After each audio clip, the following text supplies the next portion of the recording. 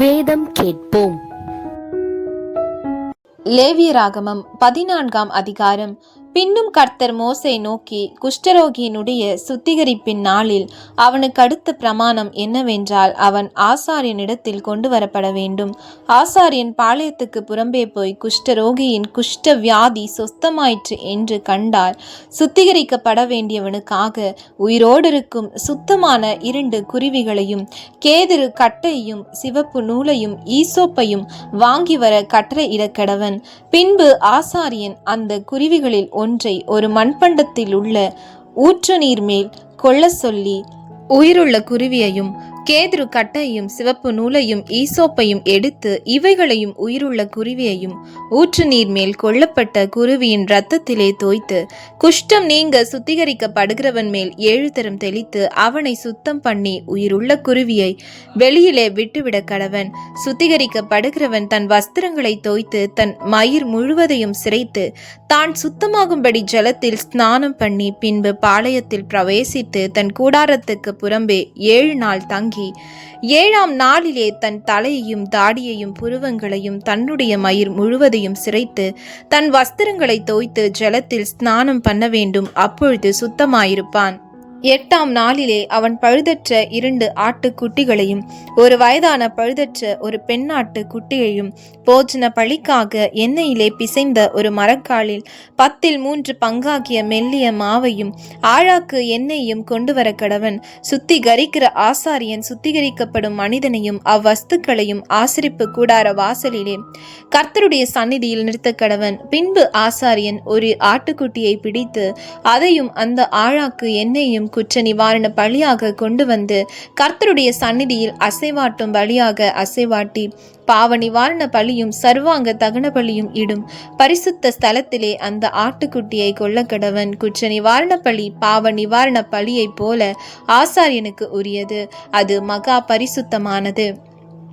அந்த குற்ற நிவாரண பலியின் இரத்தத்தில் ஆசாரியன் கொஞ்சம் எடுத்து சுத்திகரிக்கப்படுகிறவன் வலது காதின் மடலிலும் அவன் வலது கையின் பெரு விரலிலும் வலது காலின் பெரு விரலிலும் பூசக்கடவன். பின்பு ஆசாரியன் அந்த ஆழாக்கு எண்ணெயிலே கொஞ்சம் தன் இடது கையில் வார்த்து தன் இடது கையில் உள்ள எண்ணெயில் தன் வலது கையின் விரலை தோய்த்து தன் விரலினால் 7 தரம் அந்த எண்ணெயில் எடுத்து கர்த்தருடைய சந்நிதியில் தெளித்து தன் உள்ளங்கையில் இருக்கிற மீதியான எண்ணெயிலே கொஞ்சம் எடுத்து சுத்திகரிக்கப்படுகிறவன் வலது காதின் மடலிலும் அவன் வலது கையின் பெரு விரலிலும் வலது காலின் பெரு விரலிலும் முந்தி பூசி இருக்கிற குற்ற நிவாரண பலியினுடைய இரத்தத்தின் மேல் பூசி தன் உள்ளங்கையில் இருக்கிற மீதியான எண்ணெயை சுத்திகரிக்கப்படுகிறவன் தலையிலே வார்த்து கர்த்தருடைய சந்நிதியில் அவனுக்காக பாவநிவர்த்தி செய்ய கடவன்.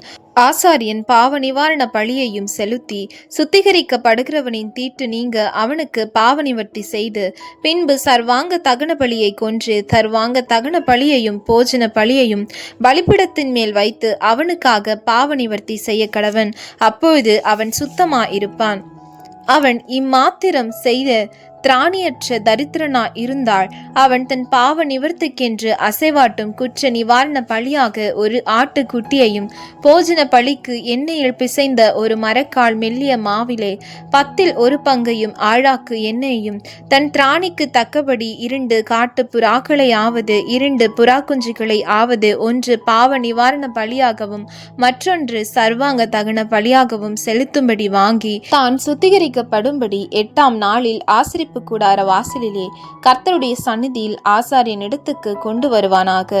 அப்பொழுது ஆசாரியன் குற்ற நிவாரண பலிக்குரிய ஆட்டுக்குட்டியையும் அந்த ஆழாக்கு எண்ணெயையும் வாங்கி கர்த்தருடைய சந்நிதியில் அசைவாட்டும் போஜன பலியாக அசைவாட்டி குற்ற நிவாரண பலிக்கான அந்த ஆட்டுக்குட்டியை கொன்று குற்ற நிவாரண பலியின் இரத்தத்தில் கொஞ்சம் எடுத்து சுத்திகரிக்கப்படுகிறவன் வலது காதின் மடலிலும் அவன் வலது கையின் பெரு விரலிலும் வலது காலின் பெரு விரலிலும் பூசி அந்த எண்ணெயிலே கொஞ்சம் தன் இடது கையில் வார்த்து தன் இடது கையில் உள்ள எண்ணெயிலே தன் வலது விரலை தோய்த்து கர்த்தருடைய சந்நிதியில் 7 தரம் தெளித்து தன் உள்ளங்கையில் இருக்கிற எண்ணெயில் கொஞ்சம் எடுத்து சுத்திகரிக்கப்படுகிறவன் வலது காதின் மடலிலும் அவன் வலது கையின் பெரு விரலிலும் வலது காலின் பெரு விரலிலும் குற்ற நிவாரண பலியின் இரத்தம் பூசி இருக்கிற இடத்தின் மேல் பூசி தன் உள்ளங்கையில் இருக்கிற மற்ற எண்ணெயை சுத்திகரிக்கப்படுகிறவன் தலையின் மேல் அவனுக்காக கர்த்தருடைய சந்நிதியில் பாவ நிவர்த்தி செய்யும்படி தடவி, பின்பு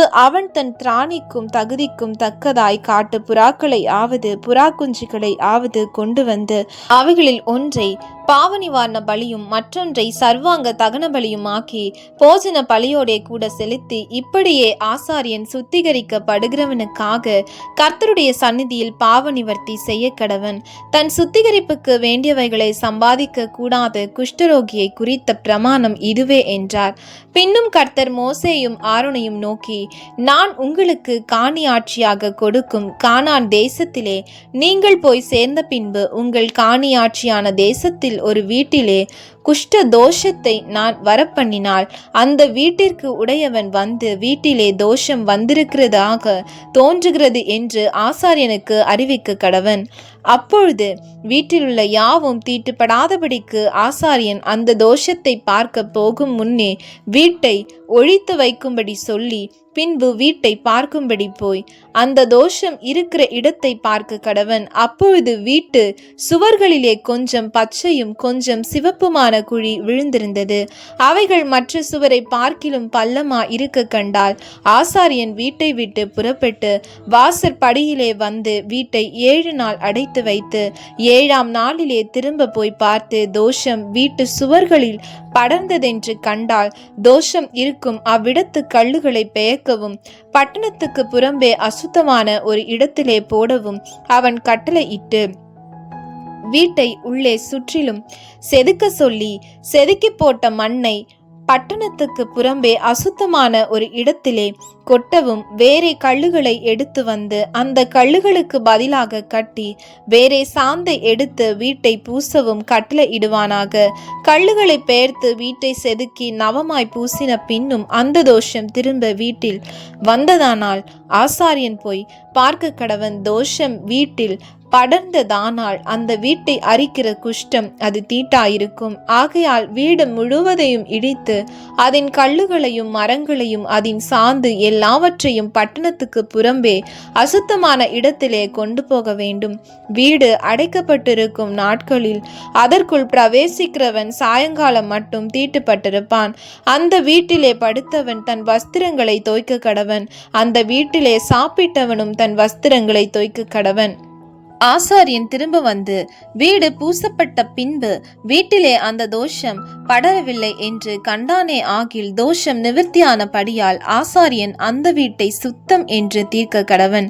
அப்பொழுது வீட்டிற்கு தோஷம் கழிக்க 2 குருவிகளையும் கேதுரு கட்டையும் சிவப்பு நூலையும் ஈசோப்பையும் எடுத்து, ஒரு குருவியை ஒரு மண்பாண்டத்தில் உள்ள ஊற்று நீரின் மேல் கொன்று, கேதுரு கட்டையும் ஈசோப்பையும் சிவப்பு நூலையும் உயிருள்ள குருவியையும் எடுத்து இவைகளை கொல்லப்பட்ட குருவியின் இரத்தத்திலும் ஊற்று நீரிலும் தோய்த்து வீட்டின் மேல் 7 தரம் தெளித்து, குருவியின் இரத்தத்தினாலும் ஊற்று நீரினாலும் உயிருள்ள குருவியினாலும் கேதுரு கட்டையினாலும் ஈசோப்பினாலும் சிவப்பு நூலினாலும் வீட்டிற்கு தோஷம் கழித்து உயிருள்ள குருவியை பட்டணத்துக்கு புறம்பே வெளியிலே விட்டுவிட்டு இப்படி வீட்டிற்கு பிராயச்சித்தம் செய்ய கடவன். அப்பொழுது அது சுத்தமாயிருக்கும். இது சகலவித குஷ்ட ரோகத்துக்கும் சொறிக்கும் வஸ்திர குஷ்டத்துக்கும் வீட்டு குஷ்டத்துக்கும் தடிப்புக்கும் அசருக்கும் வெள்ளை படருக்கும் அடுத்த பிரமாணம். குஷ்டம் எப்பொழுது தீட்டுள்ளது என்றும் எப்பொழுது தீட்டில்லாதது என்றும் தெரிவிப்பதற்கு குஷ்ட ரோகத்துக்கு அடுத்த பிரமாணம் இதுவே என்றார்.